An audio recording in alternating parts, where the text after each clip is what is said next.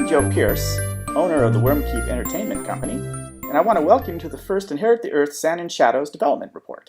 In this video, I will be showing off some of the current work on Inherit the Earth Sand and Shadows, followed by a report on Wondercon, held over Easter weekend in Anaheim, California, and ending with an interview with Talin, aka David Joyner, one of the creative forces behind Inherit the Earth Quest for the Orb. First off, Ed Lackaban, the background artist, has been making good progress. Here is the first completed background, a scene from inside a building in the ferret village. The ferrets are builders, so it's not surprising to see that some morph works on drafting blueprints. I'm only showing a section of the next image, as will not be included in the planned demo. I'd like to keep some details about this scene a secret for now. The third background is the interior of Riff and Reen's home, which we have seen a couple of times before in the webcomic. Falconeece has been drawing concept sketches for the characters and has started work on the animations for Riff. To facilitate Falconeece's animation efforts, I have written a tool to collect together frames and compose them into animated sequences. This includes proper positioning, frame rate, and movement offsets for walking animation. Now on to the con report. On Friday, April 3rd, I attended Wondercon at the Anaheim Convention Center. Wondercon is a kind of mini Comic-Con, and is in fact put on by the same people as Comic-Con. I was hoping the con would have more big media companies so I could show their latest wares, but there weren't that many on the show floor.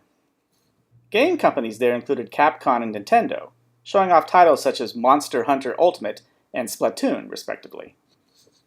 Neither of the big two comic book companies were there, but smaller companies like IDW and Image were in attendance. And there were many small press publishers and individual artists, like for instance this happy fellow who goes by the name of Phil Folio. I'm sure you'll hear more about this up-and-coming artist in the future. And then robots. Apparently, it's the 50th anniversary of Lost in Space. For me, that mainly is a reminder that next year is the 50th anniversary of Star Trek, and Star Wars' 40th anniversary is in 2 years. Good stuff. Robots and furries. I guess that means it's time for photos of cosplayers. Cue some music.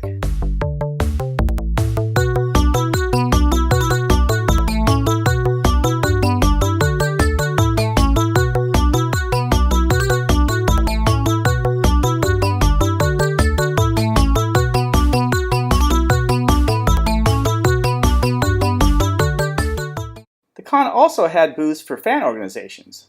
Here we see some folks representing Califer, a con held in Irvine, California. My report in July will cover Califer.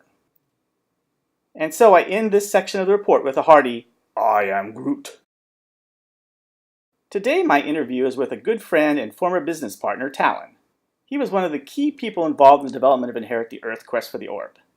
Prior to his work on Inherit the Earth, Talin already had a few game products under his belt, including 2 popular titles for the Commodore Amiga, Discovery, an edutainment program, and the Fairy Tale Adventure, an action-adventure game. My first question to Talin was, can you give us an overview of the making of Inherit the Earth? I'm Talin, and I worked as the technical lead and lead designer for Inherit the Earth. Before I get into that, I want to explain a little bit about how the Inherit the Earth came about. A couple of years earlier, myself and Robert McNally formed a game company called the Dreamers Guild, and we invited a bunch of our friends who were game designers to be part of the initial group. We had done a number of games, but this was the first original title that we had been able to do. All of the previous games were other people's designs, which we had essentially coded, and but we had been wanting to do an original title for a while, and so Inherit the Earth was our chance. We gathered a team of programmers and artists. First, there was a long design period where we, fleshed out a lot of the ideas, and there were a lot of dead ends and false paths, and it was kind of like a game in a way. We made a lot of designs that we threw out. Over the course of a number of months, we finally came up with a proposal that we felt was good enough to sell to the publisher. In this case was New World Computing, who we had worked with earlier, and we had a fairly good relationship with.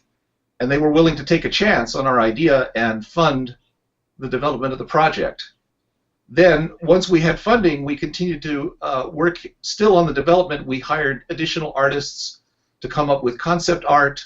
We hired writers to help with the fleshing out the characters and the dialogue. And then, at the same time, we also started developing the game engine and the scripting language, Saga, which stands for Scripts for Animated Graphic Adventures. So what was the development of Inherit the Earth in relation to the furry community? So a number of our friends were fairly intimately involved in the furry community at the time, and I myself had been aware of it and had been to a few of their events, although I wouldn't call myself a furry. I was interested in the energy and the enthusiasm of that, but at the same time, I saw it as a kind of a obscure niche, not very well-known subset of fandom at the time. And so I thought it would be an interesting... Actually, it was you, Joe, who first suggested the idea of using animal characters. Well, me and Robert McNally. We had this idea that we would take, this rather odd corner of fandom and develop it into something that would appeal to a mass audience. And this is not entirely ridiculous because animal characters are used everywhere. I mean, if you really look for them in logos of companies and fast food joints and in advertisements and in signs and billboards, anthropomorphized animals are everywhere in our society, and we just don't notice it because they're so pervasive.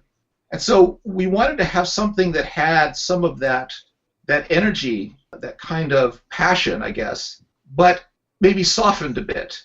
And we also wanted to draw on like the history of animal characters, like Watership Down and Beatrix Potter and Winnie the Pooh, and many other stories that where the protagonists are essentially anthropomorphic animals.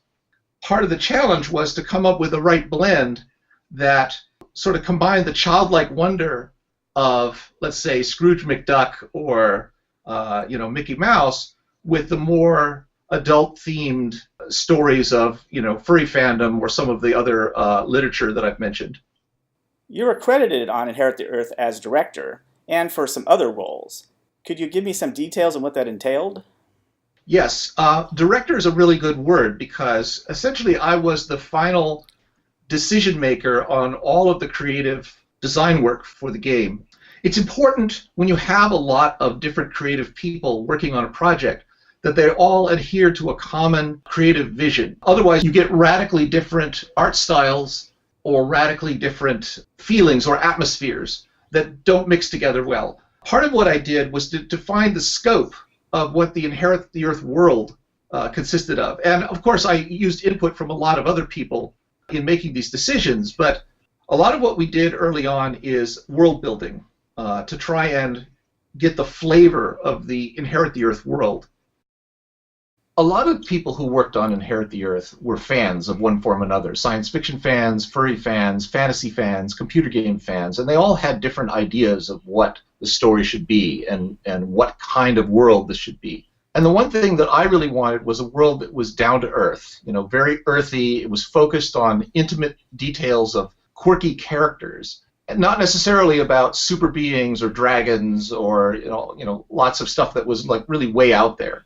And so part of what my job was is to sort of draw a line around the creativity and said, this is the envelope in which our work is going to take place. It was a lot like herding cats, basically. And we ended up throwing away a lot of ideas and a lot of hard work just because it didn't really fit the direction that we were going. Then once the game actually began production, my role was more of a technical director in that I was guiding the technology, writing a lot of the code, helping define the scripting language, and at the same time, watching the art and checking to make sure that the artists were coming up with stuff that fit within the look and feel that we wanted for the game. I'll give you a really good example. In the very first scene of Inherit the Earth, and this is something I really enjoyed, there's a scene where Riff and Scory's the rat that beats him at the puzzle tournament. One of our writers, Bob Lay, was writing the dialogue for this scene. And the first version he came out with went something like this. Scory says, "And that, my friend, is game and match." And so I came back to Bob Lay and I said, I really kind of would like Scory to be more of a nerd. And so he comes back with a new version. Instead of saying that, Scory says, I knew it! I knew it! I knew I could defeat you! So it was a much more kind of playful approach to the dialogue rather than this really serious kind of Sherlock Holmes kind of atmosphere. The world of Inherit the Earth owes much more to, let's say, Mayberry RFD than it does to maybe, the Iliad or the Odyssey.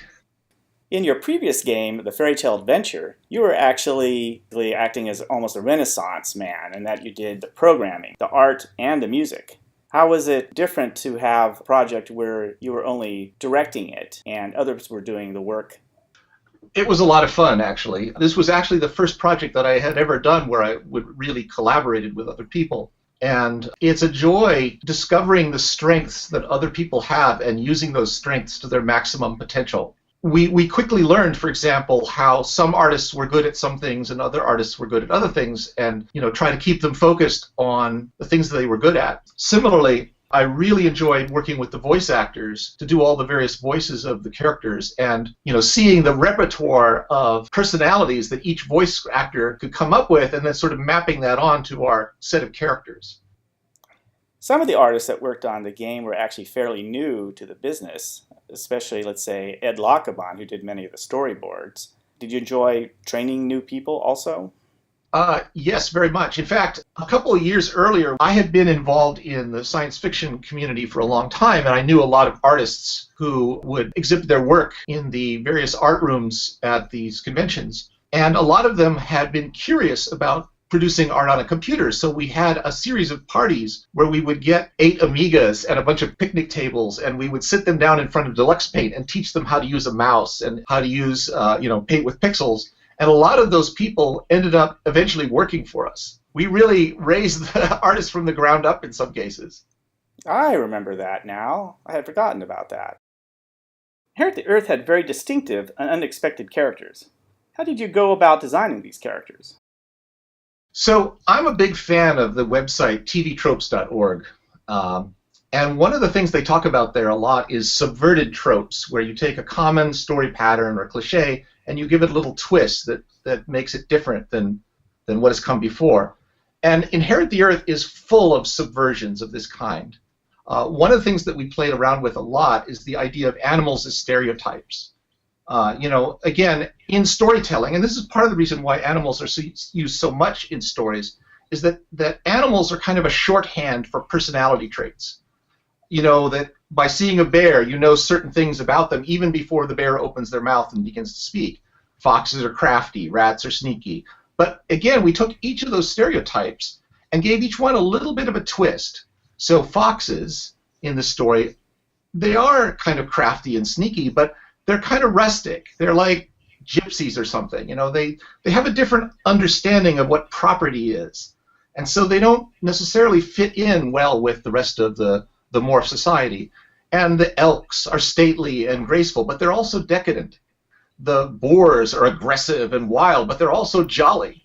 The rats, they wear these cloaks to hide their ratness because they don't want to offend other people. And they're pack rats. They collect, but they collect not shiny things, but information, books, lore. And so it was really interesting playing around with, sort of the common stereotypes of these animals. Another thing that we sort of looked into is the idea of racism, only in this case it's speciesism. Judging someone because of their species. Riff is judged to be a thief because he's a fox. And a lot of the tension between the characters is because the characters are making judgments about each other because of their species. And part of the arc of the story is overcoming those judgments and, how Ak and Ia eventually start to accept each other, even though they're bitter enemies at the beginning of the story. How close do you think the released version of the game met your original inception? So we had a problem in those days with running out of money, and this happened to a number of Dreamers Guild games, where our ambitions were maybe bigger than our budget. And I think that we ended up putting a lot of what I would call padding into the game. Things like dialogue trees where you were able to ask the characters different questions and they would give responses, but the responses didn't have any impact on the game. It was just sort of filler. Similarly with some of the mazes or other parts of the game where, oh my God, he's getting through the dog castle in 2 minutes. It's too short. We have to add some more stuff in there so that the player feels sufficiently like they're getting their money's worth. A lot of that material wasn't up to the same level of quality as some other parts of the game. Well, there definitely were parts of the game where there were kind of blank areas too, especially early in the game, which was kind of the worst point. But I think that the actual conversations were at least interesting enough to people that that probably wasn't a major concern. True. I mean, they were kind of interesting to read. Did you have concerns about how Inherit the Earth would be marketed? That was a time when the common wisdom in the United States was that cartoons were for kids, and animation was something that Disney did, basically, for a younger audience. And at the same time, we knew a lot of Japanese animation fans who had been importing the stuff from overseas because they wanted animation that was targeted at a more adult audience. Now, we did have to go against some preconceived notions that people had about, whether this was going to be a kid's game or an adult's game. I mean, I always wanted it to be like Toy Story, which is that on the surface, it seemed like something targeted for perhaps younger adults, but there's a lot of depth that appeals to adults as well. If you've ever watched Toy Story and looked at all the little in-jokes that are embedded in there, you can see that people of various ages would be able to enjoy this film. I don't think there was any serious resistance to making this game targeted towards a more adult audience, other than we just had to convince people that that was a good idea. Interviews by others who worked on the game suggested that the plot was watered down to remove mature themes, but I don't agree. Yes. To be exact, there is a very early, very short design of Inherit the Earth called The Dark Wind, and even though if you read that, it would appear to have a more mature design, I would say that, in fact, it wasn't any more mature than a game as it was produced. And it says right at the top that it's a game for pre-teens to adults. So even in that early design, it still was intended to have this mix in that it should be playable by young people, but have features that would be enjoyable by adults. Right. It was always the intention that Inherit the Earth have multiple levels. Have you been following the Inherit the Earth webcomic or news about the game's sequel? Over the years, we've gotten a lot of suggestions from various people on ways to continue the Inherit the Earth storyline. And a lot of those ideas add lots of new elements or go off into left field and completely go outside the bounds of the world that we've sort of defined. And yet you, with your webcomic, I think have adhered very closely to the kind of feeling and the kind of flavor that I established. And even though we've never discussed this, and I'm just kind of wondering how you did that. My original plan was that the webcomic would fill in the gap between my re-release of Inherit the Earth Quest for the Orb and my eventual release of a sequel to the game. So I was very interested in retaining the tone and general themes of the original game and not introduce any new elements like, sword and sorcery combat or something else. Sounds good. You mentioned how you got a number of furry artists involved in the project. That included also the cover, right? So the cover was done by Alicia Austin, who's a very well-known artist in the science fiction and fantasy field. She's done a lot of work that is inspired by Native American art, including some animal, motifs, although not necessarily anthropomorphic animals. I really liked her style, and I wanted her for the cover. And I was very pleased when she accepted my commission to do the cover for the game. So, Talin, what are you doing nowadays? Well, these days I work for Google. I do a lot of user interface work. Particularly, I've been doing a lot of work with accessibility technology, screen readers and assistive technologies. In fact, one of my coworkers is an engineer who is blind, and she criticizes or critiques a lot of the things that I do. I will code up something, and then she'll look over it and look at the tests. And it's amazing the fact that you can have somebody who's completely blind and can still program, which just boggles my mind, but it works. And so part of what I do is make sure that the libraries and tools that I create for other engineers are built in a way that makes it easy for those engineers to support blind users. For my hobby programming, yes, I program at home as well. Ever since Saga, I've been bitten by the bug of writing my own computer language, and I've done about, 10 different specialty languages over the years, and I'm working on another one. Again, this is going to be language that has a lot of the latest and greatest thinking and ideas, so that's what I've been working on lately. Well, thanks for talking to me today. Well, thank you, Joe. It's been a pleasure.